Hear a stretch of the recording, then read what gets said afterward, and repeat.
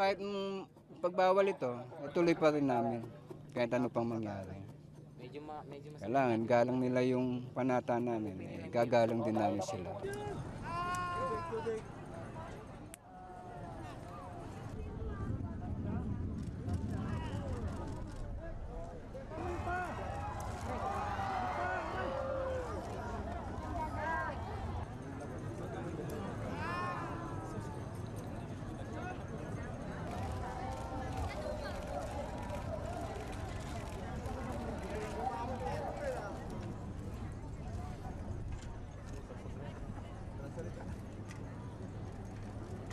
For me, it's very good because it will make me remember about the salvation of Jesus Christ.